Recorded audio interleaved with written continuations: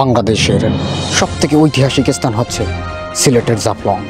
এই স্থানটিতে প্রতি বছর হাজার হাজার পর্যটক এসে ভিড় করে। এখানে পর্যটকরা ঘুরতে আসার প্রধান কারণ হচ্ছে এখানকার সাদা পাথর। আর এই পাথরগুলো দিন দিন উধাও হয়ে যাচ্ছে। কারা নিচ্ছে, কোথায় নিয়ে যাচ্ছে, চলুন শুনে আসি তাদের মুখ থেকে। আচ্ছা, এই যে সাদা পাথর নিয়ে যাইতেছেন, আপনারা পাথরগুলো নিয়ে কি করবেন? আরে বাড়া, আমরা বিদেশে বাড়ি করবো বাড়া। আপনারা তো বিদেশে বাড়ি করবেন, এই জায়গায় তো পর্যটকরা সাদা পাথর দেখতে আসতো, এখন পর্যটকরা এখানে এসে কি করবে? আরে বাড়া, কাদা আছে না, কাদার ভিত্তে করিব বাড়া।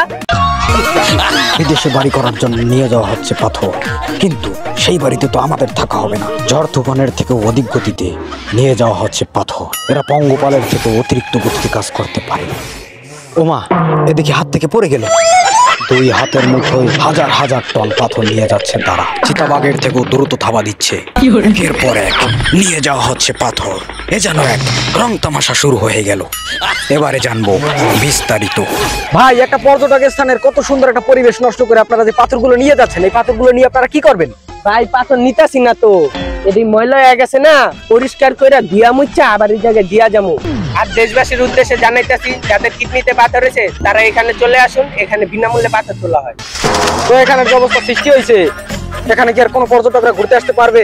এখানের অবস্থা খুবই খারাপ, এখানে আর কোনো পর্যটক ঘুরতে আসতে পারবে না। আর সবার উদ্দেশ্যে জানাইতেছি, ভালো থাকতে সবাই কক্সবাজারে গিয়ে ঘুরে আসেন, নাইলে কোনো এক সময় কক্সবাজারও ভালো থাকবে না। কক্সবাজারের বালু এবং মানুষের কিডনির পাথর পর্যন্ত তারা ছাড়ছে না। এ যেন এক ছেলে খেলা শুরু হয়ে গেল। চলুন এই পাথর নিয়ে যাওয়ার পিছনের আসল রহস্যটা একটু জেনে আসি।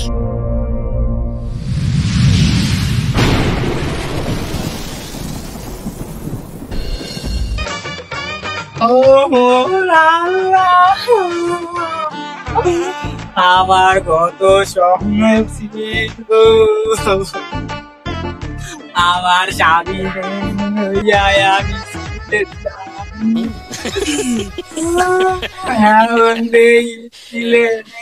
সব পাথর চুরি করিয়া আমি এমন কি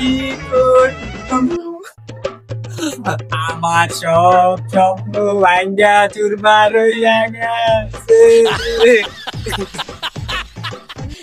আচ্ছা, দেশের ভিতরে এত সুন্দর একটা টুরিস্ট স্পট, এই প্রাকৃতিক সৌন্দর্যটা যারা ধ্বংস করে দিচ্ছে, এদের বিরুদ্ধে কি আপনারা কোনো ব্যবস্থা নেবেন না? আচ্ছা, এদের বিরুদ্ধে খুব শীঘ্রই আমরা ব্যবস্থা নিতে আসছি। আপনারা ব্যবস্থা নিতে নিতে তো দেশের প্রাকৃতিক সৌন্দর্য একেবারে ধ্বংস হয়ে যাবে। আর আমরা গোপন সূত্রে জানতে পেরেছি, গত এক রাতের ভিতরে নাকি 12,000 ফুট পাথর আবার ফেরত এসেছে। এটা কিভাবে সম্ভব হলো? আরে বেরোতে ভোলা, এগুলো তার ওরা একবারে নিয়ে যান। এইটা এগুলো ঠিক মেলা ওখানে ভিতরে আসছিল না, এগুলো পরিষ্কার পরিচ্ছন্ন করে আমার জায়গার মধ্যে ফেলে দিন। এবার বুঝতে পেরেছি, আপনারা এই ময়লা আবর্জনার নাম করে আমাদের দেশে যে মাটির নিচে মূল্যবান সম্পদগুলো আছে, এই সম্পদগুলোকে নিয়ে যাওয়ার একটা ধান্দা করতেছে। তুমি কি বোঝাতে চাচ্ছ? এসবের পিছনে আমাদের হাত আছে? আসলে আমরা জনগণেরাই ভালো না। আমরা যদি ভালো হতাম তাহলে হয়তো এই দেশে আর দুর্নীতি হতে পারতো না। এই দেশটা হয়তো সেদিনই দুর্নীতিমুক্ত হতে পারবে, যেদিন প্রত্যেকটা মানুষ আমরা দুর্নীতির বিপক্ষে কথা বলতে পারবো। আমরা জনগণরা যদি সচেতন না হই তাহলে এই দেশটা কোনোদিনও সুন্দর হবে না। কোনো মন্ত্রী যদি 50 বছর মন্ত্রিত্ব পালন করে, তারপরও পারবে না সে দেশটা সুন্দর করতে। প্রত্যেকটা জনগণের কাজ করতে হবে, দেশকে ভালোবাসতে হবে। জনগণ যদি নিজ নিজ স্থান থেকে কাজ করে তাহলে দেশটা সুন্দর হবে।